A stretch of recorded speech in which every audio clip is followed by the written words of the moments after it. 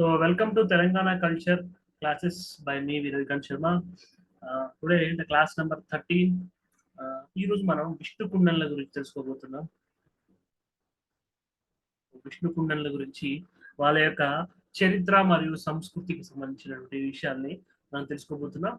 So 50% of తో complete Telangana pack 5,000 రూపాయలకు వస్తుంది. సో మరిన్ని వివరాలకి 7893899553 ని సంప్రదించండి. అదేవిధంగా ltxclasses.com ని విజిట్ చేయండి. దీంతో పాటు life time group 1 package 25,000 rupees కి వస్తుంది with updated syllabus. And group 2 కూడా లేటెస్ట్ సిలబస్ తోటి 10,000 కంటే తక్కువ రేటుకే మనకు వస్తుంది. సో మరిన్ని వివరాలకి ఈ ఫోన్ నెంబర్ కి కాల్ చేయండి. అదేవిధంగా ltxclasses.com ని విజిట్ చేయండి. సో విష్ణు కుండల యొక్క చరిత్ర మరియు సంస్కృతి గురించి మనం తెలుసుకోవాలి. సో వాళ్ళ యొక్క కల్చర్ మనకు తెలియాలంటే వాళ్ళ కింగ్స్ యొక్క క్రోనలాజికల్ ఆర్డర్ మనకు తెలియాలి. సో మధ్యలో కొంతమంది కింగ్స్ ఉండొచ్చు, సో ఇంపార్టెన్స్ తక్కువ ఉన్న వాళ్ళు, కల్చర్ పరంగా వాళ్ళ కాంట్రిబ్యూషన్ తక్కువ ఉన్నటువంటి కింగ్స్ గురించి మనం ఎక్కువ డిస్కస్ చేయము. సో కల్చర్ పాయింట్ ఆఫ్ వ్యూలో ఏ కింగ్స్ యొక్క కాంట్రిబ్యూషన్ ఎక్కువ ఉంటుందో వాళ్ళని డిస్కస్ చేస్తాము. సో మనం ఒక క్రోనలాజికల్ ఆర్డర్ లో పట్టుకుంటే first Indravarma 1. So initial ruler of Vishnukundals అని చెప్పొచ్చు. ఫస్ట్ రూలర్, చరిత్రకి అందినటువంటి మొదటి రాజుగా విష్ణు కుండలకు సంబంధించి మనం తెలుసుకోవచ్చు. తర్వాత మాధవవర్మ 1. సో గోవిందవర్మ 1. సో నిన్న మనం వాకటాక డైనెస్టీ అప్పుడే మనం చూసాము. సో ఇక్ష్వాకుసు, వాకటాకసు, ఈ యొక్క వాకటాకస్ చివరిలో ఈ యొక్క విష్ణుకుండిస్ వాళ్ళ యొక్క ఫ్యూడటరీస్ గా ఉన్నటువంటి విష్ణుకుండిస్ లో గోవిందవర్మ 1 తన ఇండిపెండెన్స్ ని ప్రకటించుకున్నాడు అని చెప్పుకున్నాం. సో నిన్నటి క్లాస్ లో మనం చూసాము. తర్వాత మాధవవర్మ 2. సో తర్వాత విక్రమేంద్రవర్మ 1. సో ఇదే సమయంలో సో విక్రమేంద్రవర్మ 1 కి సో ఈ యొక్క ఇంద్రభట్టారకాకి సో విక్రమ్ మనోహర్ వర్మ మధ్యలో ఉన్నారు. సో అంత ఇన్ఫేమస్ ఉన్నారు. సో వీళ్ళిద్దరికి మధ్యలో గుంటూరుని పరిపాలిస్తున్నటువంటి ఒక పరిపాలనాధికారి మాధవవర్మ 3 తను స్వతంత్రుడిగా ప్రకటించుకుంటాడు. అందుకే ఇంపార్టెంట్ కింగ్స్ జాబితాలో మాధవవర్మ 3ని కూడా మనం చేర్చాము. సో ఇంద్రభట్టారకట్టు very very important and greatest ruler in the Vishnukundalis. తర్వాత విక్రమేంద్రవర్మ 2, మాధవవర్మ 4. సో మాధవవర్మ మొత్తం 4 ఉన్నారు, విక్రమేంద్రవర్మలు 2 ఉన్నారు, ఇంద్రభట్టారక వర్మలు 2 ఉన్నారు. సో ఈ విధంగా 1, 2 ఉన్నప్పుడు మనం వాళ్ళకి ఏమైనా డిఫరెన్సెస్ ఉన్నప్పుడు స్పెసిఫిక్ రీజన్స్ ఉంటాయి కల్చర్ పాయింట్ ఆఫ్ వ్యూలో వాళ్ళ కాంట్రిబ్యూషన్స్. ఆ కాంట్రిబ్యూషన్స్ పరంగా 1 ఎవరు, 2 ఎవరు, లేదా 3 ఎవరు, 4 ఎవరు ఇట్లా గుర్తుపెట్టుకోవాలి. అదర్వైజ్ క్రోనలాజికల్ ఆర్డర్ ని స్క్రీన్ షాట్ తీసుకున్నా, నోట్ చేసుకున్నా సరిపోతుంది. సో విష్ణు కుండలిస్ అనే కాదు, ఇంతకు ముందు చెప్పినటువంటి ఇక్ష్వాకు అవ్వచ్చు, వాకటాక అవ్వచ్చు, శాతవాహనస్ అవ్వచ్చు, make your own chronological order. So history point of view లో ఈ chronological order very very important. Even UPSC previous year questions చూసినా కొన్ని క్వశ్చన్స్ కాన్సెప్ట్ ఏం అడగకుండా డైరెక్ట్ గా ఎవరు ముందు ఎవరు వెనక, అసెండింగ్ ఆర్డర్ లో, డిసెండింగ్ ఆర్డర్ లో కింగ్స్ లేదా కింగ్డమ్స్ లేదా డైనస్టీస్ ఎట్లా ఉన్నాయని చెప్పి డైరెక్ట్ క్వశ్చన్స్ అడిగారు. సో టీఎస్పీసీ పాయింట్ ఆఫ్ వ్యూలో కూడా అలాంటి క్వశ్చన్స్ అడిగే అవకాశం ఉంది. కాబట్టి క్రోనలాజికల్ ఆర్డర్ సో ఈ క్లాస్ లో నేను మీకు చూపిస్తాను. ఇలా ప్రతి క్లాస్ కి నేను చెప్పినా చెప్పకపోయినా క్రోనలాజికల్ ఆర్డర్ లో ఇంపార్టెంట్ కింగ్స్ రాసుకోండి. సో కొంచెం రైట్ సైడ్ కొంచెం బ్లాంక్ స్పేస్ పెట్టేసి వాళ్ళ టైటిల్స్, వాళ్ళకున్న బిరుదులు, వాళ్ళ ఇన్స్క్రిప్షన్స్, వాళ్ళు కల్చర్ చేసిన కాంట్రిబ్యూషన్ ఏమైనా rock cut. So 16th rock cut cave అని చెప్పి నిన్న మనం హరిభోజా టైంలో, సో మినిస్టర్ హరిభోజా ఉన్న టైంలో మనం చూసాము. సో దేవవర్మ, సర్వవర్మ వాళ్ళ పాయింట్ ఆఫ్ టైంలో. సో అప్పుడు మంత్రి ఎవరు, వాళ్ళ కాంట్రిబ్యూషన్ ఏంటి, వాళ్ళ యొక్క టైటిల్ ఏంటి, వాళ్ళు ఏమైనా బుక్స్ రాస్తే ఇప్పుడు శ్రీకృష్ణదేవరాయలు, ఆముక్త మల్లిద రాసినట్టుగా కొంతమంది కింగ్స్ కూడా, సో హాలుడు, గాదా సప్తశతి మనకి శాతవాహనస్ లో చూసాము, వాళ్ళ కింగ్సే సొంతంగా ఏమైనా రాస్తే వాళ్ళ యొక్క స్పెసిఫిక్ రీజన్స్. సో ఇలా క్రోనలాజికల్ ఆర్డర్ లో కింగ్స్ రాసుకోవడం, పక్కన వాళ్ళ యొక్క specific contribution with respect to Telangana culture ఏంటి అనేటువంటిది ఎన్ని పాయింట్స్ ఉంటే అన్ని పాయింట్స్ రాసుకొని ఒక సింగిల్ A4 షీట్ లో ఒక్కొక్క డైనస్టీ గురించి నోట్స్ యాడ్ చేసుకుంటే ఎగ్జామ్స్ అప్పుడు క్విక్ రివిజన్ గా ఉంటుంది. గ్రూప్ 1 ప్రిలిమ్స్ కైనా, గ్రూప్ 2 కైనా, ఈవెన్ గ్రూప్ 1 మెయిన్స్ కూడా మెయిన్స్ ఎగ్జామ్కి వెళ్ళే ముందు ఒక 10 pages 20 pages షార్ట్ నోట్స్ తోటి స్పెసిఫిక్ పాయింట్స్ తో కనుక ఉంటే ఇంటర్ప్రిటేషన్ ఆన్సర్స్ రాసేటప్పుడు మనకి ఏ పాయింట్ ఎక్కడ కావాలో అక్కడ ఆటోమేటిక్ గా మనం యూజ్ చేసుకుంటాం. మన లాజికల్ రీజనింగ్, మన మైండ్ సెట్ కాన్సెప్ట్ మనం అర్థం చేసుకున్న విధానాన్ని బట్టి. కాబట్టి ఒక ఇంపార్టెంట్ కింగ్స్ అనేటువంటి క్రోనలాజికల్ ఆర్డర్ ని మీరు మిగతా క్లాసెస్ లో ఏవైతే క్లాసెస్ లో ఈ ఆర్డర్ ఇవ్వలేదో ఆ క్లాసెస్ కి ఓన్ గా ప్రిపేర్ చేసుకోండి. ఇక్కడ నుంచి వచ్చే క్లాసెస్ కి ఖచ్చితంగా మనం ఈ క్రోనలాజికల్ ఆర్డర్ అయితే మెయింటైన్ చేస్తూ, దాంతో పాటు వాళ్ళ యొక్క కల్చర్ కి చేసినటువంటి వాళ్ళ కాంట్రిబ్యూషన్, తెలంగాణ కల్చర్ క్లాస్ కాబట్టి హిస్టరీని మనం పైపైన టచ్ చేస్తుంది. కల్చరల్ గా వాళ్ళు ఎలాంటి కాంట్రిబ్యూషన్ చేశారో మనం అది చూస్తాము. అప్పుడు గ్రూప్ 1 వాళ్ళకి, గ్రూప్ 2 వాళ్ళకి ఇద్దరికి సమన్యాయం చేసినట్టుగా అయితే క్లాసెస్ డిజైన్ చేయబడతాయి. సో విష్ణుకుండ వాళ్ళు 6th century, 4th to 6th century మధ్యలో పరిపాలించారు. సో వీళ్ళకంటే ముందున్న వాకాటాకస్ మనం 3rd to 5th అని చెప్పేసి, లేట్ 5th సెంచరీ అని చెప్పేసి అనుకున్నాము. వీళ్ళు 4th to 6th సెంచరీ. వీళ్ళ క్యాపిటల్ ఇంద్రపుర. ఎలాగైతే వాకాటాకస్ కి నందివర్ధనపుర అనే రీసెంట్ ఎక్స్కవేషన్స్ కన్క్లూజన్ లోకి వచ్చాయో, వీళ్ళ క్యాపిటల్ ఇంద్రపుర. సో ఇప్పటి భాషలో చెప్పాలి అంటే నల్గొండ జిల్లా రామన్నపేట తాలూకా ఇంద్రపాలగుట్ట, సో ఇప్పటికీ ఉన్నటువంటి ఎగ్జిస్ట్ అయినటువంటి విలేజ్. సో ఆ ఇంద్రపాలగుట్ట విలేజ్ రామన్నపేట మండలం నల్గొండ జిల్లాలో వాళ్ళ యొక్క ఇంద్రపురగా మనం చూస్తాము. సో వీళ్ళ ఆరిజిన్ మనం చూసినట్లయితే రిషికా కంట్రీ, మన తెలంగాణకి సౌత్ టిప్ అంటే దాదాపు జోగులాంబ గద్వాల్ డిస్టిక్ ఆ ప్రాంతంలో ఉన్నటువంటి ఏరియాని రిషికా రాజ్యం అని చెప్పి అప్పుడు పిలిచేవాళ్ళు.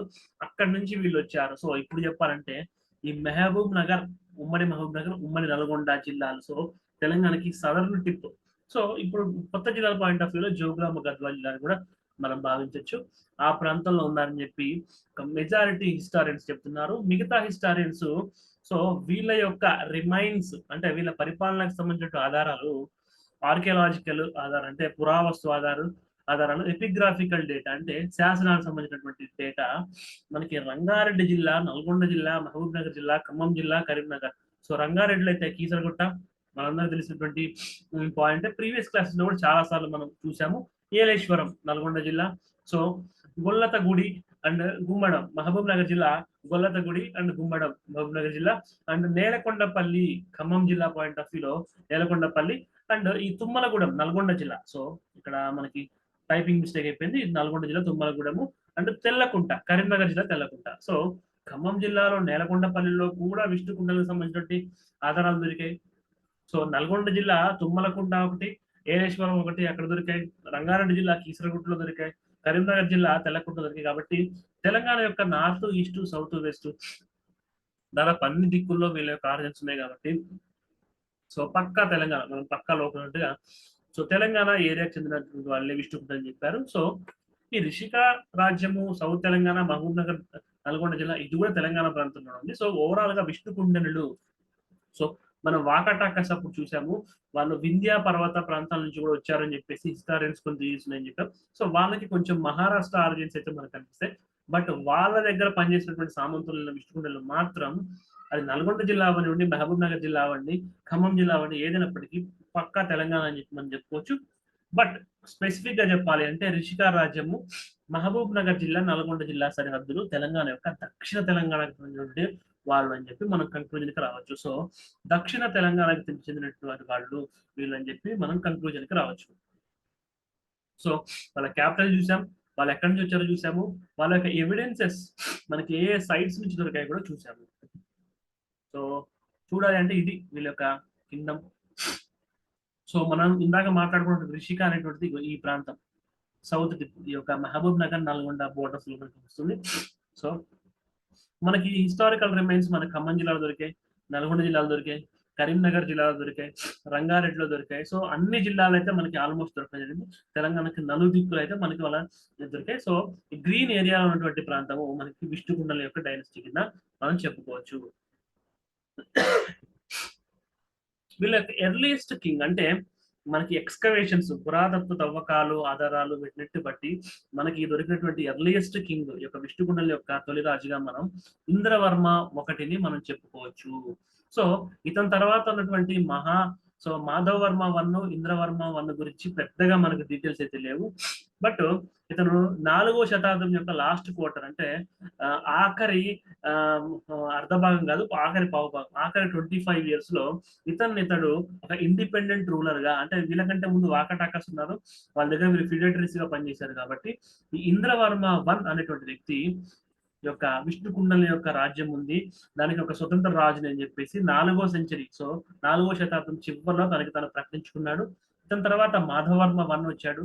సో వీళ్ళిద్దరి గురించి పెద్దగా వీళ్ళ కాంట్రిబ్యూషన్ గురించి కానీ వీటి గురించి కానీ మనకైతే ఎలాంటి సమాచారం లేదు. బట్ వీళ్ళిద్దరికి మహారాజా అంటే ఒక స్వతంత్ర రాజులు వీళ్ళిద్దరూ. వీళ్ళ నుంచి ఈ విష్ణుకుండల యొక్క సామ్రాజ్యం, వీళ్ళ యొక్క విష్ణుకుండల యొక్క డైనస్టీకి సంబంధించినటువంటి మనం చరిత్రకు సంబంధించినటువంటి ఎక్స్ప్లోరేషన్ మనం చేయొచ్చు అని మనకు హింట్ అయితే, ఈ యొక్క మహారాజా ఇంద్రవర్మ, మహారాజా మాధవర్మ అని చెప్పి వాళ్ళకు వాళ్ళు యొక్క ఇన్స్క్రిప్షన్స్ లో మనకి చూడడం వల్ల వీళ్ళైతే ఒక ఇండిపెండెంట్ కింగ్స్ అని మనం కంక్లూజన్ రావచ్చు. సో మనకి వీళ్ళ యొక్క రాజధాని ఈ ఇంద్రపుర అని చెప్పేసి నల్గొండ జిల్లా రామన్నపేట తాలూకా ఈ యొక్క చూసాం కదా, ఒక ఇంద్రపాలగుట్ట అనేటువంటిది వీళ్ళ రాజధాని. అండ్ వీళ్ళు ఈ 4th సెంచరీ లాస్ట్ లో క్వార్టర్ లో వచ్చారు. ఇందులో ఇంద్రవర్మ వన్, అతని తర్వాత మాధవవర్మ వన్ వరుసగా రాజ్యాన్ని చేశారని చెప్పడానికి మనకి ఏంటంటే ఒక తమ్మల, సో నల్గొండ జిల్లా తుమ్మలగూడెం ఇన్స్క్రిప్షన్ అక్కడ ఉన్నటువంటి శాసనాలను బట్టి మనకి ఈ వివరాలు తెలుస్తున్నాయి. సో ఒక ఇంద్రపాలగూడెం నల్గొండ జిల్లా రామన్నపేట మండలం వాళ్ళ రాజధాని ఇంద్రపుర అనవచ్చు. వాళ్ళు పరిపాలించారు. ఇంద్రవర్మ వన్, ఇంద్రవర్మ టూ పరిపాలించారు. వాళ్ళిద్దరికి మహారాజా అనేటువంటి టైటిల్ ఉంది. 4th సెంచరీ నుంచి వాళ్ళ యొక్క రాజ్యం స్టార్ట్ అయింది. ఎన్ని వివరాలు కూడా మనకి యొక్క తుమ్మలగూడెం శాసనం, నల్గొండ జిల్లా తుమ్మలగూడెం శాసనం నుంచి మనం చెప్పొచ్చు. సో ఇది కల్చర్ పాయింట్ ఆఫ్ వ్యూలో యొక్క విష్ణుకుండల యొక్క తొలి ఇద్దరు రాజులు మనకి చరిత్రకి అందిన తెలంగాణ కల్చర్ యొక్క హిస్టారికల్ ఎవిడెన్సెస్ ని బేస్ చేసుకుని వాళ్ళ ఫస్ట్ ఇద్దరు రాజుల గురించి. So Govindarao Varma one, so యొక్క మాధవ్ వర్మ వన్ యొక్క కొడుకుగా మనం ఒక గోవింద వర్మ వన్ ని మనం చూసుకోవచ్చు. సో 398 నుంచి 440, సో కామన్ ఎరా. సో క్రీస్తు శకం 398 నుంచి 440 వరకు దాదాపు 42 సంవత్సరాలు పరిపాలించాడు. సో అంత సుదీర్ఘకాలం పరిపాలించడం కాకుండా ఒక సుదీర్ఘమైనటువంటి యోధుడు, అగ్రెసివ్ వార్స్ చేశాడు, పాలసీ ఆఫ్ ఎక్స్పాన్షన్, రాజ్యాన్ని నలుదిక్కులా కూడా విస్తరించాడని చెప్పేసి మనం చూస్తాము. నిన్న వాకటాక డైనస్టీలో కూడా ఫౌండర్స్ కంటే ఫౌండర్స్ అవుత రెండో రాజు మూడో రాజు కూడా వాళ్ళ రాజ్యాన్ని ఇటు ఛత్తీస్గఢ్, ఇటు మాల్వా, ఇటు తుంగభద్ర నది, ఇటు వెస్టర్న్ డెక్కన్ ఇలా ఎక్స్పాండ్ చేసి చూసాం. కాబట్టి ఎందుకంటే తొలి రాజులకి రాజ్యాన్ని స్థాపించడము, దాన్ని స్టెబిలైజ్ చేయడం అంతవరకు మాత్రమే వాళ్ళ టైం పీరియడ్ ఉంటుంది. తర్వాత వచ్చేటువంటి వాళ్ళకి పక్కన ఉన్నటువంటి నైబర్ రాజులతో మ్యాట్రిమోనియల్ ఎలియన్సెస్ ద్వారా ఎక్స్పాండ్ చేయడం కానీ, లేదా వాళ్ళు వీక్ గా ఉంటే దండెత్తడం కానీ, కాంటెంపరీ జియో పాలిటిక్స్ ని బట్టి కింగ్డమ్ ఎక్స్పాన్షన్ చేసేటువంటి స్కోప్ తర్వాత మిడిల్ లో వచ్చేటువంటి రాజులకి ఉంటుంది. చివరి రాజుల్లో ఆటోమేటిక్ గా week, so group of week rulers ఉంటారు. వాళ్ళ ఆ టైంలో ఎవరైతే సామంతులుగా ఫిడేటరీస్ గా ఉంటారో వాళ్ళు పైకి వస్తారు. ఇదంతా ప్రతి డైనస్టీకి జరిగేది. ఇక్కడ కూడా సేమ్ అదే. మళ్ళీ వీళ్ళ ఫిడేటరీస్ ఎవరైతే ఉంటారో, ఇలా కాంటెంపరీస్ ఎవరైతే ఉంటారో వాళ్ళే యొక్క చాళుక్యాస్ కి, సో పులకేసి వన్ యొక్క ఇన్వేషన్ కి దారిస్తారు. So apart from those things వీళ్ళ యొక్క వివాహ సంబంధాలు, మ్యాట్రిమోనియల్ అలయన్సెస్ సరిహద్దులో ఉన్నటువంటి రాజులతో, సో శాతవాహనులు కొనసాగించారు, వాళ్ళ తర్వాత ఇక్ష్వాకులు కొనసాగించారు, వాళ్ళని అనుసరించే వాకటాకస్ కూడా ఇదే పని చేశారు. ఇదే పని గోవింద వర్మ టెన్యూర్ లో ఈ యొక్క విష్ణు కుండల్ని కూడా చేశారు. వీళ్ళు ఇతను ఒక యుద్ధ వీరుడు మాత్రమే కాకుండా ఒక మంచి పరిపాలనా దక్షకుడు కూడా, ఒక కాంకరర్ మాత్రమే కాదు, ఒక రైటియస్ రూలర్ అని చెప్పి చెప్తుంటారు. సో మనం ఆ యొక్క టర్మినాలజీ ఆ కాలంలో ఉన్నటువంటి భాష ప్రకారం, సో పరం ధర్మిక అని చెప్పేసి గోవింద వర్మ వారిని పిలుస్తారు. సో పరం ధర్మిక అనేటువంటి టైటిల్ ఎవరిది, బిరుదు ఎవరిది అనే కల్చర్ పాయింట్ ఆఫ్ వ్యూ ఎంసీకి వస్తే గోవింద వర్మ వన్ అని చెప్పి మనం ఆన్సర్ చేయాల్సి ఉంటుంది. సో ఇతను బేసిక్ గా బౌద్ధం మతానికి he was a Buddhist. But ఆ తర్వాత అప్పుడున్నటువంటి పరిస్థితులకు అనుగుణంగా శైవ మతంలోకి మారడం జరిగింది. సో బౌద్ధం నుంచి శైవానికి, శైవం నుంచి బౌద్ధానికి. సో నిన్న మనం యొక్క వాకాటాకస్ క్లాస్ లో చంద్రగుప్త 2 కి హెల్ప్ చేసినటువంటి రుద్రసేన 2 ఒక ప్రభావతి గుప్తాన్ని పెళ్లి చేసుకోవడం వల్ల శైవం నుంచి వైష్ణవంలోకి మారడానికి మనం చూసాము. సో ఇతను కూడా బౌద్ధం నుంచి శైవిజంలోకి మారాడు గోవిందవర్మ వర్ణం. సో సో మతం మారినప్పటికీ కూడా ఈ బౌద్ధ సన్యాసులతో పాటుగా బ్రాహ్మణులకి ఎవరైతే అవసరం కొలది అతని దగ్గరికి వచ్చారో వాళ్ళకి దానాలు అయితే ఇచ్చేవాడు. సో మతము శైవ మతంలోకి మారినప్పటికీ బౌద్ధుల్ని స్టిల్ అతను దానాలు ఇచ్చిండేవాడు, బ్రాహ్మణులకు కూడా ఇస్తుండేవాడు. ఎవరికైతే అవసరం ఉంటుందో రాజ్యంలో దేహి అని చెప్పేసి ఎవరైతే రాజు దగ్గరికి వస్తారో వాళ్ళకి దానం ఇచ్చేటువంటి ఒక దాన గుణం ఉంది, అందుకే ఈయన ఒక రైటియస్ రూలర్, పరమధార్మిక అని చెప్పేసి మనం పిలుస్తుంటారు. సో హీస్ చీఫ్ క్వీన్, అతనికి ఉన్నటువంటి మహారాణి, చీఫ్ క్వీన్ అంటే మనం మహారాణి అంటాము.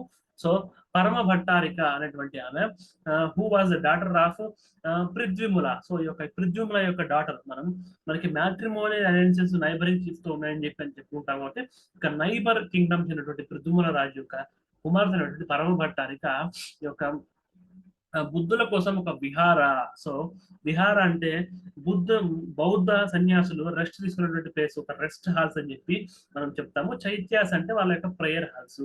వాళ్ళ కోసం ఈ యొక్క క్యాపిటల్, సో ఈ ఇంద్రపాల నగరాల దగ్గర ఒక విహారాన్ని కట్టించింది.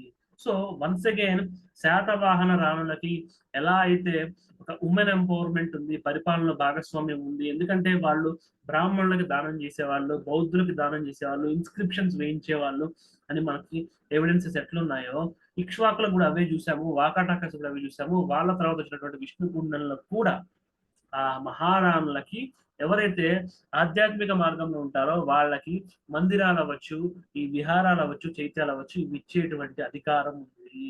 సో క్యాపిటల్ సిటీ అయినటువంటి ఇంద్రపాల నగరంలో ఒక బుద్ధిస్ట్ విహారాన్ని గోవిందవర్మ వన్ యొక్క భార్య అయినటువంటి పరమ భట్టారిక నిర్మించారు అని చెప్పి మనం చూస్తుంటాం. సో మనకి ఈ యొక్క విష్ణుకుండంలో తెలంగాణ ప్రాంతం, మేజర్ గా తెలంగాణ, మహబూబ్నగర్, నల్గొండ ఏరియాస్ లో ఉంటారు. దాని దగ్గరగా కోస్తాంధ్ర ఉంది. ఆ కోస్తాంధ్ర యొక్క నైబర్ యొక్క కింగ్ అయినటువంటి పృథ్వీముల యొక్క కూతురు యొక్క భ్రమర, సో పరమ భట్టారికని పెళ్లి చేసుకునే కాకుండా తనకి దానాలు ఇచ్చేటువంటి రైట్ ని కూడా రాజు గోవిందవర్మ ఇచ్చాడు. సో అతను ఒక అగ్రెసివ్ ఎక్స్పాన్షనిస్ట్ మాత్రమే కాదు, రైటియస్ రూల్ అని చెప్పేసి అతను స్వయంగా బ్రాహ్మణులకి, బౌద్ధులకి దానాలు ఇవ్వడం మాత్రమే కాకుండా అతని భార్యని కూడా ఇవ్వడానికి అతను పర్మిషన్ ఇచ్చాడు. ఇతను ఒక 440 క్రీస్తు శకం 440లో ఇతను చనిపోవడం జరిగింది. సో గోవిందవర్మ వన్ తర్వాత అతని యొక్క కుమారుడు మాధవవర్మ 2. సో మాధవవర్మ 1 ఇతని తాతగా మనం చెప్పొచ్చు. మాధవవర్మ 1 తర్వాత గోవిందవర్మ 1 ఇచ్చాడు, తర్వాత మళ్ళీ మాధవవర్మ 2. సో జనరల్ గా తాతల పేర్లు ముత్తాతల పేర్లు పెట్టుకునే కల్చర్ తెలుగు సంప్రదాయంలో ఉంది. సో మాధవవర్మ 2 440 నుంచి 495 సిఈకి చేశారు. ఇతనికి ఉన్నటువంటి, సో ఇతనికి పరమధార్మిక, తన తండ్రి గోవిందవర్మకి పరమధార్మిక అనేటువంటి బిరుదు ఉంటే ఇతనికి జనశరణ్య అనేటువంటి బిరుదు ఉంది. సో జన అంటే పీపుల్, శరణ్య అంటే అభయమిచ్చం, అంటే పీపుల్ కి షెల్టర్ ఇచ్చేటువంటి వాడు. పీపుల్, తన ప్రజలు ఎవరైతే అవసరాలు ఉంటారో వాళ్ళకి భోజనం పెట్టడం కాదు, చదువు చెప్పడం కాదు, దానం చెప్పడం కాదు, వాళ్ళకి ఆవాసం కూడా కల్పించేవాడు. ఒక షెల్టర్ గివెన్ టు పీపుల్, జనశరణ్య అనేటువంటి బిరుదు మాధవవర్మ 1కి, మాధవవర్మ 2కి ఉంది. సో ఇతని యొక్క ప్రజలు ఇతన్ని అమితంగా ప్రేమించేవారు. సో జనశరణ్య అనే బిరుదు ఎవరికి ఉంది అని ఎంసీక్యూ అడిగిన, సో ప్రజల చేత ఇష్టపడ్డటువంటి విష్ణుకుండల యొక్క రాజు ఎవరన్నా మాధవవర్మ 2కి మనం ఇవ్వాలి. ఎవరు పరమధార్మిక 1 అంటే గోవిందవర్మ 1 అని చెప్పి మనం గుర్తుపెట్టుకోవాలి. సో చూడడానికి పీపీటీ స్లోగా వెళ్ళిపోతుంది, పాయింట్స్ పడుతున్నాయి, వింటున్నాం, మర్చిపోతున్నాం అని కాదు. సో సింపుల్ గా కనిపిస్తున్నప్పటికీ చాలా కష్టపడి సోర్సెస్ నుంచి వెతికి క్రాస్ చెక్ చేసి అథెంటిక్ ఇన్ఫర్మేషన్ ఇవ్వడము, ఏవి ఎంసీక్యూ పాయింట్ ఆఫ్ వ్యూ అడుగుతారో వాటిని మాత్రం ఆర్డర్లో పెట్టి స్క్రాప్ ఉన్నటువంటి కంటెంట్ ని రిమూవ్ చేయడము. సో ఆ విధంగా పీపీటీ అయితే మనకి రూపొందించబడుతుంది. కాబట్టి ప్రతి పాయింట్ ఇంపార్టెంట్ పాయింటే, దీంట్లో మళ్ళీ షార్ట్ కట్లు, మళ్ళీ ఇంపార్టెంట్ పాయింట్స్ అయితే ఉండవు అనేది మీకు చెప్తున్నాను. సో ఇతను ఒక యోధుడు, ఒక వేలార్ మాత్రమే కాదు, ఒక రిలీజియస్ ప్యాటర్నేజ్, మత సంబంధమైనటువంటి సంస్థలు అవ్వచ్చు, వ్యక్తులకి దాన ధర్మాలు ఇచ్చేటువంటి వాడు, ఒక గుడ్ అడ్మినిస్ట్రేటర్ అండ్ ఒక న్యాయాన్ని కూడా ఇచ్చేవాడు, ఈక్వల్ జస్టిస్. సో మాధవవర్మ 2 ప్రజలకి ఆశ్రయం ఇచ్చి ఎంత న్యాయం చేశాడో, ఒక శిక్ష అంటూ తన ఇంట్లో వాళ్ళు కూడా చేస్తే చివరికి కొడుకు కూడా మరణ శిక్ష, సో క్యాపిటల్ పనిష్మెంట్, ఉరి తీయబడి మరణ శిక్ష విధించడానికి కూడా అతను వెనకాడలేదు. సో ఇప్పుడు పొలిటీషియన్స్ చిన్న చిన్న కేసులు పెడితేనే, ప్రీవియస్ గవర్నమెంట్ లో పెట్టిన కేసు, సో పార్టీలు పేర్లు చెప్పలే కానీ ఒక ప్రీవియస్ గవర్నమెంట్ లో ఉన్నటువంటి ఎమ్మెల్యే కొడుకు మీద ఒక కేసు పెడితే ఇప్పటి గవర్నమెంట్ లో ఆ కేసు రీఓపెన్ చేసి అరెస్ట్ చేయబడ్డాడు. అంటే గవర్నమెంట్ మార్చి తప్ప వీళ్ళు జైలులోకి వెళ్ళని పరిస్థితి ఇప్పుడు ఉంది. అలాంటి టైంలో ఇదే తెలంగాణ ఘట్టం మీద Madhava Varma 2 equal justice for all, ఇప్పుడు ఏదైతే ఆర్టికల్ 14, ఆర్టికల్ 15, ఆర్టికల్ 16 ఈక్వాలిటీ అని చెప్పేసి ఈక్వాలిటీ బిఫోర్ లా అని మనం అనుకుంటున్నాం కదా, దాన్ని ఆ రోజుల్లోనే తన సొంత కొడుకు కూడా మరణశిక్ష, క్యాపిటల్ పనిష్మెంట్, ఉరి శిక్ష వేయడానికి మాధవవర్మ 2 వెనకాడలేదు. సో మాధవవర్మ 2 గురించి గ్రూప్ 1 మెయిన్స్ పాయింట్ ఆఫ్ వ్యూలో క్వశ్చన్ అడిగేటువంటి అవకాశం ఉంది. ఎందుకంటే గోవిందవర్మ 1 ఒక రైటియస్ రూలరు, కాంకరర్ మాత్రమే. ఇతను రైటియస్ రూలరు, కాంకరర్, ఒక religious patronise person, good administrator and equal justice for all. So న్యాయము ఈ రోజుల్లో కరువైంది ఏంటి? న్యాయము. ఆ న్యాయాన్ని ఆయన 4వ శతాబ్దం 5వ శతాబ్దం రోజుల్లోనే ఇచ్చాడు ప్రజలకి అని చెప్పి చెప్పుకోవచ్చు. ఈ యొక్క విష్ణు కుండలి యొక్క ఖ్యాతిని పెంచడం కోసము అతను ఆ ఈ యొక్క ఎనక్సేషన్స్, ఒక రాజ్య విస్తరణ ఎంతలా చేశాడు అంటే, సో ఇతను గోదావరి నది వరకు, తూర్పున చూసుకున్నట్లయితే నీకు గోదావరి నది వరకు, సో తర్వాత వేంగి వరకు కూడా అతను ఆక్యుపై చేశాడు. So south of the Krishna up to the Gundlakamma. So ఒక పక్కన గోదావరి, ఇంకో పక్కన వెంగి, ఇంకో పక్కన సౌత్ కృష్ణ. సో యొక్క 3 వైపులా కూడా తన సామ్రాజ్యాన్ని యొక్క మాధవవర్మ 2 విస్తరించాడు. అంతేకాకుండా 11 అశ్వమేధ యాగాలు, నిన్న ఒక వాకాటాక కింగ్ 4 అశ్వమేధ యాగాలు చేశాడని చెప్పాను, నలుదిక్కుల సామ్రాజ్యాన్ని విస్తరించాడని. బట్ మాధవవర్మ 2 11 అశ్వమేధ యాగాలు చేయడమే కాకుండా ఒక హిరణ్య గర్భ అనేటువంటి రిచువల్ ని, ఒక హిరణ్య గర్భ అనేటువంటి ఒక యజ్ఞము, ఒక అగ్ని క్రతువుని కూడా అతను చేయడం జరిగింది. సో 11 అశ్వమేధ యాగాలు చేశాడు, గుర్తుపెట్టుకోండి. సో వాకాటాక 4 అశ్వమేధ యాగాలు చేశాడంటే అతను ఒక మంచి కాంకరర్, ఒక పెద్ద యోధుడు, ఒక బిగ్గెస్ట్ ఎక్స్పాన్షనిస్ట్ అని చెప్పి మనం అనుకున్నాము. బట్ మాధవవర్మ 2 11 అశ్వమేధ యాగాలు చేశాడు, 3 వైపుల రాజ్యాన్ని విస్తరించుకున్నాడు. సో తూర్పు, పశ్చిమము అండ్ దక్షిణం భాగంలో రాజ్యాన్ని విస్తరించుకున్నాడు. ఉత్తర భాగంలో ఆల్రెడీ రాజ్యం సుస్థిరమైపోయి ఉందని మనం చెప్పుకోవచ్చు.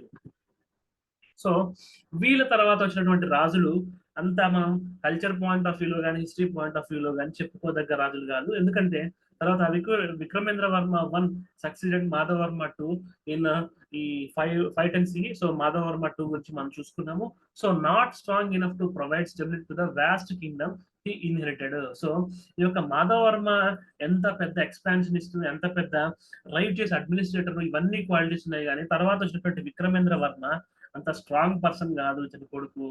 సో ఆ తర్వాత ఇదే కాంటెంపరీ కాలంలో, సో ఎప్పుడైతే విక్రమేంద్ర వర్మ 1 ఒక వీక్ రూలర్ అని చెప్పేసి మాధవవర్మ 2 లాగా ఒక కాంపిటెంట్ రూలర్ కాదు, రెండో మాధవవర్మ లాగా ఒక బలంతో కూడుకున్నటువంటి నాయకుడు కాకపోవడం వల్ల గుంటూరు ప్రాంతంలో గవర్నర్ గా పనిచేస్తున్నటువంటి మాధవవర్మ 3 అనేటువంటి ఇదే సామ్రాజ్యం, సో అదే వంశం వ్యక్తి తనకు తాను స్వతంత్రాన్ని ప్రకటించుకునేటువంటి ప్రయత్నం చేశాడు. ఆ ప్రయత్నం చేయడమే కాకుండా ఈ యొక్క వాకాటాకాస్ లో మిగిలిపోయినటువంటి ఎవరైతే రాజులు ఉంటారో వాళ్ళతో కలిసి ఈ యొక్క త్రికుటాస్ అండ్ మలయాస్, సో త్రికుటాస్ అండ్ మలయాస్ అనేటువంటి నైబర్హుడ్ రాజ్యాల మీదకి, సో వాకాటాకాస్ లో చివరి రాజులు దండుతున్నప్పుడు వాళ్ళతో చేతులు కలిపి ఆ యొక్క కాంక్వెస్ట్ లో అతను పాల్గొన్నాడు. సో మనకి శత్రు రాజులైనటువంటి లేదా మనకంటే ముందున్నటువంటి సామ్రాజ్యంలో మిగిలిపోయినటువంటి రాజులతో చేతులు కలుపుతూ రాజ్యాన్ని ఒక పక్క విస్తరణ చేసుకోవడం కాకుండా గుంటూరు ప్రాంతం పైన స్వయం ప్రతిపత్తిని మాధవవర్మ 3 యొక్క విక్రమేంద్ర వర్మ యొక్క కాంటెంపరీ దాదాపు అదే కాలంలో ప్రకటించుకోవడం జరిగింది. సో ఇంతటితో ఆగలేదు, మళ్ళీ వేంగిని ఆక్రమించుకున్నాడు. మాధవవర్మ 2 టైంలో ఆల్రెడీ వెంగిని ఎక్స్పాన్షన్ చేశారనుకున్నాము. బట్ విక్రమేంద్ర వర్మ 1 అతను ఒక వీక్ రూలర్ కాబట్టి అది మళ్ళీ శత్రువుల చేతిలోకి వెళ్ళి ఉండొచ్చు. సో అదే ప్రాంతాన్ని చిన్న గుంటూరు అనేటువంటి, సో విశాలమైనటువంటి యొక్క విష్ణుకుండల సామ్రాజ్యంలో గుంటూరు ఏరియాలో స్వయం ప్రతిపత్తిని ప్రకటించుకుని వాకాటాకాస్తో చేతులు కలిపి ఈ త్రికుటాసు మలయాస్ మీదకి దండెత్తడమే కాకుండా వేంగిలో కొన్ని పార్ట్స్ ని మళ్ళీ రీఆక్యుపై చేసుకున్నాడు. సో ఇది యొక్క విక్రమేంద్ర వర్మ 1 తర్వాత మాధవవర్మ 3 చేసినటువంటి పని. సో ఆ తర్వాత మనం ఇంద్రభట్టారక వర్మ 2 525 నుంచి 555 CE మధ్య పరిపాలించడం మనం చూస్తాము. సో ఇంద్రభట్టారక వర్మ 2 మళ్ళీ ఒక పవర్ఫుల్ అని చెప్పొచ్చు. సో మాధవవర్మ 1 అంత చెప్పుకోదగ్గటువంటి విషయాలు చరిత్రలో మనకు రికార్డ్ చేయబడలేదు. 2 చాలా చాలా పవర్ఫుల్. ఈ విక్రమవర్మ 1 కూడా ఒక వీక్ రూల్ అని చెప్పి మనం చెప్పుకోవచ్చు. బట్ భట్టారక వర్మ 2 అనేటువంటి వ్యక్తి మాత్రం చాలా పవర్ఫుల్ రూల్ అని మనం చెప్పుకోవచ్చు. సో ఇతని గురించి మనం చూస్తుంటే, సో ఎప్పుడైతే మాధవవర్మ 2 ఈ వేంగిని ఎక్స్పాన్షన్ చేశాడు. బట్ అదే విక్రమదేవ వర్మ 1 టైంలో అది లాస్ అవ్వడము, మళ్ళీ మహేంద్రవర్మ 3 అది స్వాధీనం చేసుకున్నప్పటికీ యొక్క విష్ణు కుండల యొక్క ఫ్లాగ్ కింద కాదు, అతను శత్రువు అయినటువంటి అంతకంటే ముందున్నటువంటి వాకటాకస్ తో కలిసి ఒక సైన్యాన్ని పంచుకొని ఇన్వేషన్ చేశాడు. కాబట్టి ఇది వీళ్ళ అకౌంట్ లోకి రాదు. కానీ ఇంద్రభట్టారక వర్మ 2 ఎప్పుడైతే రాజ్యంలోకి వచ్చాడో, మళ్ళీ అదే గుంటూరు ప్రాంతంలో ఈ మహేంద్రవర్మ 3 ఎవరైతే తిరుగుబాటు చేశాడో ఆ ప్రాంతాన్ని తన ఆధీనంలోకి తీసుకొచ్చుకున్నాడు. So repeated victories in innumerable battles, ఒక సుదీర్ఘమైన దండయాత్రలు చేసుకుంటా, సో లెక్కకు మిక్కిలి యుద్ధాలు చేస్తూ ప్రతి యుద్ధంలో కూడా విజయం సాధించాడు ఈ ఇంద్ర భట్టారక వర్మ 2. సో ఆ తన సామంతుడైనటువంటి, సో తన రాజ్యంలో గవర్నర్ అయినటువంటి మాధవర్మ 3 నుంచి మళ్ళీ గుంటూరుని తీసుకోవడమే కాకుండా రాజ్యంలో ట్రెబలియస్, సో విప్లవాలు లేపుతున్నటువంటి అల్లరి మూకలు అవ్వచ్చు, ఒక ప్యారలల్ గవర్నమెంట్ నడపాలని చూస్తున్నటువంటి ఈ యొక్క చిన్న చిన్న రాజవంశాలు అంటే రమా కశ్యపస్ అవ్వచ్చు, ఈ పృథ్వీ మూలాస్ గురించి మాధవర్మ 2 టైంలో మనం చూసాము. అతని భార్య అయినటువంటి పరమ భట్టారిక యొక్క తండ్రి ఈ యొక్క రాజ్యానికి సంబంధించినటువంటి వాడు.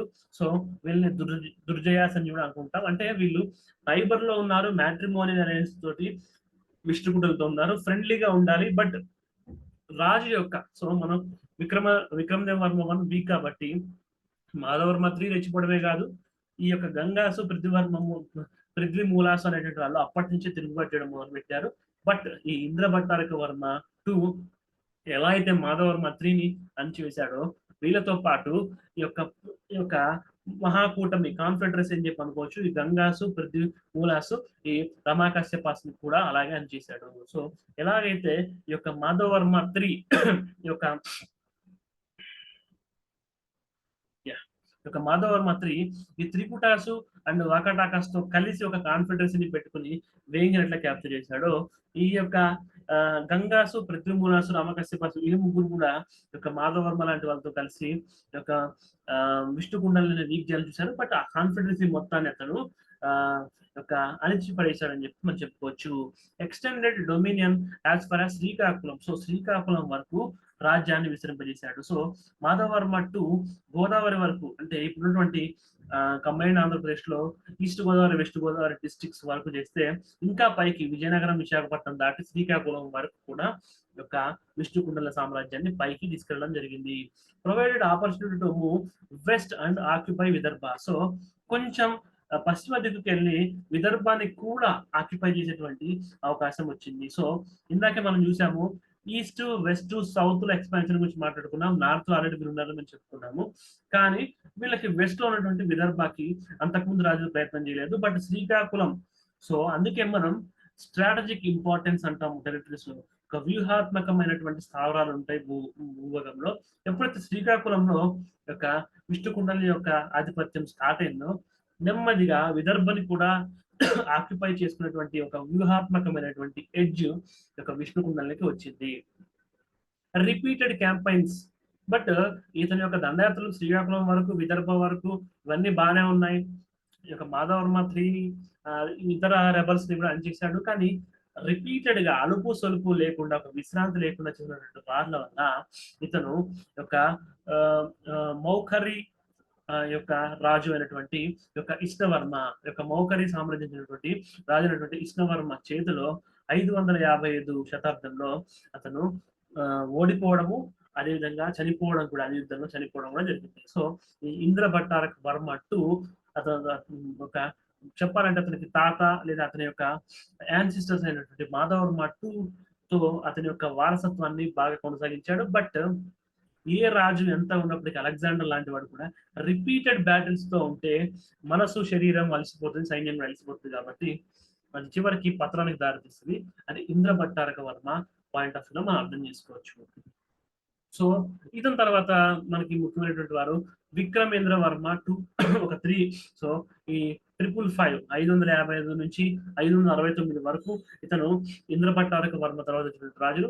సో ఈ యొక్క తుమ్మలగూడెం నల్గొండ జిల్లాలో ఉన్నటువంటి తుమ్మలగూడెం ఏదైతే ఉందో ఒక సెట్ 2 ఉన్నటువంటి ప్లేట్స్ లో ఇతని యొక్క పరిపాలన కాలంలో 11వ సంవత్సరము లో ఇతను పల్లవుల యొక్క దండయాత్రని ఫేస్ చేశాడు అని చెప్పేసి, పల్లవ రాజు అయినటువంటి సింహవర్మన్ యొక్క దండయాత్రని తను ఫేస్ చేశాడు అని చెప్పేసి ఒక తుమ్మలగూడెంలో ఉన్నటువంటి ఒక హిస్టారికల్ ఎవిడెన్సెస్ మనకి చెప్తాయి. సో విక్రమేంద్ర వర్మ 2 యొక్క 11వ సంవత్సరం అంటే ఇతను 555లో పగ్గాలు చేపట్టాడు. 11వ సంవత్సరం అంటే 566 అంటే ఇతను చనిపోవడానికి ఒక 3 ఏళ్ల కంటే ముందు యొక్క పల్లవుల యొక్క దండయాత్ర సింహవర్మన్ యొక్క ఆధ్వర్యంలో జరిగింది. బట్ ఇతని టైంలో మాధవర్మ 3 లాంటి వాళ్ళు కానీ లేదా రెబల్స్ కానీ మనకి ఫార్చునేట్లీ లేకపోవడము లేదా ఉన్న ఇతనికి ఎదురు తిరగకపోవడము వల్ల ఇతనికి ఉన్నటువంటి సబార్డినేట్స్ ఏదైతే సైన్యము ఇతని కింద ఉన్నటువంటి ఆఫీసర్స్ అందరూ ఇతనికి సహాయం చేశారు. సో ఆ యొక్క పల్లవాస్ ఇన్వేషన్ నుంచి తను సక్సెస్ఫుల్ గా రాజ్యాన్ని కాపాడుకోవడం జరిగింది. ఈ ఇన్స్క్రిప్షన్స్ హీ పోర్ట్రేడ్ యాజ్ ఉత్తస్త్రయాద్. సో ఉత్తస్త్రయాద్ ఇతని యొక్క బిరుదు ఉత్తస్త్రయాద్. మాధవర్మ 2కి మనం చూసాము. సో అతను ఒక మంచి రాజు అని చెప్పేసి అతనికి సో బిరుదు అయితే ఇవ్వడం జరిగింది. తర్వాత వచ్చినటువంటి రాజులకు కూడా ఈ యొక్క ప్రజలకి షెల్టర్ ఇస్తారని చెప్పేసి బిరుదులు వచ్చాయి. సో ఇతనికి ఉన్నటువంటి బిరుదు ఏంటంటే విక్రమేంద్ర వర్మ 2కి repository of all that is good. మంచి అనేటువంటి వాటికి ఒక పెన్నిదిగా మనం ఇతన్ని భావిస్తారు. అతను ప్రజలు ఈ యొక్క రాజు ఒక మంచి రాజు, ఒక మంచి అనేటువంటి ధనాన్ని కలిగినటువంటి రాజు విక్రమేంద్ర వర్మ 2 అనేటువంటి యొక్క బిరుదు ఉంది అని చెప్పేసి అప్పుడు దొరికినటువంటి మనకి శాసనాల ద్వారా మనం అర్థం చేసుకోవచ్చు. ఇతను శైవుడు, సో బై ఫెయిత్ శైవుడు. సో మాధవర్మ 2 కూడా శైవిజం నుంచి బుద్ధిజంలోకి వెళ్ళడం మనం చూస్తుంటాము. సో విక్రమేంద్ర వర్మ 2 బేసికల్ గా ఇతను శైవుడే. సో ఇతను శైవుడైనప్పటికీ కూడా సో బౌద్ధ మతాల్ని యొక్క బౌద్ధ విహారాలకి ఇంద్రపుర లేక్ లైక్ గోవిందవర్మ 1. సో ఈ ఇంద్రపుర అనేటువంటి క్యాపిటల్ అయినటువంటి ఇంద్రపుర అనేటువంటి బౌద్ధ విహారాలు మనం చూసాం. మాధవర్మ 2 టైంలో అతని యొక్క భార్య కట్టిస్తుంది. ఆ యొక్క కట్టించినటువంటి ప్లేస్ లో బౌద్ధులకి అగైన్ ఇతను ప్యాటర్నైజ్ చేశాడు. వాళ్ళకి కావాల్సినటువంటి సదుపాయాలను కూడా ఇతను కల్పించాడు. So died issueless. ఇతను చావు వెనుకున్నటువంటి కారణాలు పెద్దగా చరిత్రలో మనకి రికార్డ్ అయ్యలేవు. సో మనకి అందుబాటులో ఉన్న సమాచారంలో ఇతని చావుకి ప్రత్యేకమైన కారణం లేదు. సో ఎలా అయితే ఇంద్రపట్టారక వర్మ 2 ఈ యొక్క కృష్ణవర్మతో జరిగినటువంటి భీకరమైన యుద్ధంలో ఓడిపోవడము చనిపోవడం జరిగింది. బట్ ఇతని చావుకి మనకి రీజన్స్ అయితే చరిత్ర నుంచి మనకేమీ దొరకట్లేదు. సో ఇతని తర్వాత మాధవవర్మ 4, మాధవవర్మ 3, సో యొక్క రుద్రవర్మ 2, ఆ తర్వాత మరియు ఇంద్రపట్టారక వర్మ టైంలో ఉన్నటువంటి ఒక స్వతంత్ర రాజు గుంటూరు ప్రాంతానికి స్వతంత్ర ప్రకటించుకున్నాడు. తర్వాత కాలక్రమంలో అంతమైపోయాడు. సో అతని తర్వాత మళ్ళీ మాధవవర్మ 4. సో మాధవవర్మ 1కి ఎటువంటి ప్రాధాన్యత లేదు. 2 చాలా గొప్ప రాజుగా చరిత్రలో ఉన్నాడు. 3 ఒక తిరుగుబాటుదారుడుగా మనం చూడొచ్చు. అండ్ 4 మాధవవర్మ 4లో ఈ యొక్క last rule of the Vishnukundali dynasty అని చెప్పి మనం చెప్పుకోవచ్చు. Collateral branch రుదర్. సో వీళ్ళ యొక్క విష్ణుకుండలి వంశంలోనే ఇంకొక ఫ్యామిలీకి చెందినటువంటి రాజుగా మనం మాధవవర్మ 4ని మనం చెప్పుకోవచ్చు. So vanquished his rivals and revived the glory of the kingdom. So ఎలా అయితే ఈ యొక్క రైవల్స్ యొక్క సామంతులు కాన్ఫెడరసీ యొక్క కూటమిలాగా ఏర్పడి రాజుల మీదకి తిరగబట్టము మళ్ళీ తిరిగి అణచివేయడము ఈ యొక్క ఇంటర్నల్ స్ట్రగుల్ ఏది జరుగుతా ఉందో దాన్ని అతను సక్సెస్ఫుల్ గా తిప్పి కొడతాడు. సో మళ్ళీ విష్ణుకుండలి యొక్క ప్రెస్టేజ్ అతను మాధవవర్మ 4. సో ఈవెన్ నెంబర్స్ వస్తున్న రాజులందరూ గ్లోరీని పెంచుతా ఉంటే ఆడ్ నెంబర్స్ వస్తున్న వాళ్ళకి ఏం ప్రాముఖ్యత లేకపోవడము లేదా ఒక తిరుగుబాటుదారులుగా మిగిలిపోవడం చూస్తుంటాము. సో రాజ్యం యొక్క పరువుని, సో విష్ణుకుండలి యొక్క పరువు ప్రతిష్టల్ని అశ్వమేధ అండ్ ఇతర వైదిక కర్మలు వేదిక్ సాక్రిఫైసెస్ చేసి ఇతను పెంచాడని చెప్పుకోవచ్చు. ఇతరకు ఉన్నటువంటి టైటిల్ జనసర్య. సో ఒక జనసర్య అని చెప్పేసి సో జనాశ్రయ అనేటువంటి టైటిల్ ని ఇతనికి కూడా ఉండడం జరిగింది. సో మాధవవర్మ 4 కూడా జనాశ్రయ అనేటువంటి టైటిల్, పీపుల్ కి షెల్టర్ ఇస్తాడు అనేటువంటి టైటిల్, తన పూర్వీకులకి అయితే ఉన్నటువంటి టైటిల్ దాన్ని నిలబెట్టుకున్నాడు. సో ఇతని గురించి కల్చర్ పాయింట్ లో very very very important point, ఇతను తనే స్వయంగా అయితే హాలుడు గాథా సప్తశతి యొక్క శాతవాహన సామ్రాజ్యంలో మనం చూస్తాము. మళ్ళీ ఒక రాజు పుస్తకం రాయడం మళ్ళీ చూస్తున్నాము. సో జనాశ్రయ చందో విచిత్తి. సో తన పుస్తకం రాశాడు, పుస్తకాన్ని బట్టి జనాశ్రయ అనేటువంటి బిరుదు కూడా అతనికి ఇచ్చారు. జనాశ్రయ చందో విచిత్తి, వెరీ వెరీ ఇంపార్టెంట్. రాజులు ప్యాటర్నైజ్ చేశారని ప్రతి రాజుకి నేను చెప్తున్నాను. ఇన్ఫేమస్ రాజులు, ఆధారాలు దొరకని రాజులు, చెప్పుకోదగ్గ రాజులు, వీక్ రాజుల్ని పక్కన పెడితే మిగతా అందరు రాజులు రిలీజియన్ ని, ఆర్ట్ అండ్ కల్చర్ ని ప్యాటర్నైజ్ చేసిన డిఫాల్ట్ గా చెప్తున్నాను. పుస్తకాలు రాసిన రాజులు వెరీ వెరీ వేల మీద లెక్క పెట్టుకోవచ్చు. సో జనాశ్రయ చందో విచిత్ర అనేటువంటి పుస్తకాన్ని మాధవర్మ 4 రాశారు. సో 612 క్రీస్తు శకం 612లో కళింగం మీద దండెత్తాడు. సో కళింగం మీద దండెత్తడం. సో ఇతని కంటే ముందున్నటువంటి ఇంద్రభట్టారక టైంలో, సో యొక్క మాధవర్మ 2లో గోదావరికి వెళ్తే ఇంద్రభట్టారక 2 అనేటువంటి వాడు శ్రీకాకుళం వరకు వెళ్ళాడు. అక్కడ నుంచి విదర్భకి వెళ్ళేటువంటి ప్లాన్స్ చేశారు. సో ఈ యొక్క శ్రీకాకుళం నుంచి విదర్భ ఈ దారిలో ఉన్నటువంటి కళింగం మీదకి మాధవర్మ 4 దండెత్తాడు. సో కళింగం మీద దండెత్తిన వాడు విదర్భకి ప్లాన్ చేస్తే బాగుండేది, ఇంకా పైన ఎక్కడో ఉన్నటువంటి జైపూర్ మీద కన్నేశాడు. అంటే ఒక అన్బౌండెడ్ అంబిషన్, ఉన్న సైన్యం పరిమితి, ఉన్న టెక్నాలజీ పరిమితి, కాలము, ఆరోగ్యము, రాజకీయ పరిస్థితులు ఇవేం చూసుకోకుండా కళింగ నుంచి విదర్భ వైపు చూస్తే బాగుండేది, కానీ జైపూర్ కి దండెత్తాలని చెప్పేసి ఒక పెద్ద ప్లాన్ వేశాడు. సో శక్తికి మించినటువంటి ప్లాన్ వేశాడు. ఆ యొక్క ప్లాన్ డిజాస్టర్ అయిపోయింది. సో తీవ్రమైనటువంటి రాజ్యాకాంక్ష, మన యొక్క శక్తి, మన యొక్క సామర్థ్యము, మన యొక్క సమయము, ఆ కాంటెంపరీ ఇష్యూస్ ని క్యాల్కులేట్ చేసుకోకుండా పెద్ద ప్లాన్ వేసుకోవడం వల్ల చివరికి అతని యొక్క చావు, ఈ యొక్క దండయాత్రలు ఎక్స్పాన్షన్ చేయాలన్నటువంటి తీవ్రమైన కోరిక అతనికి చావును తీసుకొచ్చి పెట్టింది. సో అతని చావు తర్వాత సివిల్ వారు, అంతర్యుద్ధం అనేటువంటిది చెలరేగింది. సో మాధవర్మ 3 కాన్ఫెడరసీస్ యొక్క నైబరింగ్ చీఫ్స్ ఎవరైతే మ్యాట్రిమోనియల్ అలయన్సెస్ ద్వారా వచ్చారో వాళ్ళు తమ విశ్వాసాన్ని ఉంచకుండా ఎప్పుడైతే రాజ్యం వీకైతుందో మళ్ళీ మళ్ళీ పైకి వెళ్దామని చూశారు. సో ఈ దుర్జయ ఫ్యామిలీ ఎవరితో అయితే మాధవర్మ 2 టైంలో వివాహ సంబంధాలు ఉన్నాయో అదే ఫ్యామిలీ మళ్ళీ స్వతంత్రాన్ని ప్రకటించుకుంది. సో యొక్క విష్ణు కుండల తర్వాత మేమే వాళ్ళకి వారసులు అని చెప్పి ప్రకటించుకుంది. కానీ అది ఎప్పటి వరకు అంటే కొన్ని సంవత్సరాలు, కొన్ని 10 సంవత్సరాలు నిలబడ్డారు. తర్వాత పులకేశి 2, చాళుక్య రాజు అయినటువంటి పులకేశి 2 ఎప్పుడైతే దండెత్తుకుంటూ వచ్చాడో అప్పుడు ఈ రాజ్యం, విష్ణుకుండల యొక్క రాజ్యం నేలమట్టం అయిపోయింది. పులకేశి 2 ఈ యొక్క విష్ణుకుండల సామ్రాజ్యాన్ని, ఈ యొక్క ఆంధ్ర తెలంగాణ ఈ యొక్క సామ్రాజ్యాన్ని ఆక్యుపై చేసుకున్న తర్వాత శ్రీ పర్వత రీజియన్, సో మళ్ళీ ఆ వింధ్య పర్వతాలు, శ్రీ పర్వతాలు, ఈ యొక్క వేంగి, సో ఈస్ట్ లో ఉన్నటువంటి వేంగి పక్కన శ్రీ పర్వతము, వీటన్నిటికీ ఆక్యుపై చేసుకుంటూ ముందుకు వెళ్ళిపోయాడు. తన దక్షిణ దండయాత్రని పులకేశి 2 మరింత విస్తరించుకున్నాడు. దీంతో ఈ యొక్క ఇక్ష్వాకుల యొక్క చరిత్ర ముగిసింది. సో మాధవర్మ 4 లాంటి స్వయంగా పుస్తకం రాసినటువంటి జనాశ్రయ చందో విచిత్ర లాంటివి, వీళ్ళ యొక్క ఇన్స్క్రిప్షన్స్, వీళ్ళ యొక్క శాసనాలు, వీళ్ళు బౌద్ధ విహారాలు, సో ఇంద్రపుర అనేటువంటి క్యాపిటల్ లో బౌద్ధ విహారాలు, వీళ్ళ యొక్క రాణులు డొనేషన్స్ ఇవ్వడము, రాజులు కట్టించడము, వీళ్ళు శైవులైనప్పటికీ బౌద్ధ మతంలో కన్వర్ట్ అవ్వడము, సో బౌద్ధంలో ఉన్న శైవంలో ఉన్న ఇద్దరిని ఈక్వల్ గా చూడడము, రిలీజియస్ హార్మనీ, జనాశ్రయ అనేటువంటి టైటిల్స్ కలిగి ఉండడము, సో ఈక్వాలిటీ బిఫోర్ లా కింద సొంత కొడుకుకి క్యాపిటల్ పనిష్మెంట్ ఇచ్చినటువంటి ఒక రైటియస్ రూలర్స్ కింద విష్ణుకుండల్ని మనం గుర్తుపెట్టుకోవాలి. ప్రతి పాయింట్ ని మళ్ళీ రివైజ్ చేసుకోండి. If you have any doubts, you can mail me ravikancharan@gmail.com. You can please give your wonderful feedback, your positive feedback, and please share. So ఎక్కువ మందికి షేర్ చేయండి, ఎక్కువ మంది స్టూడెంట్స్ బెనిఫిట్ పొందుతారు. Wish you all the best. Take care.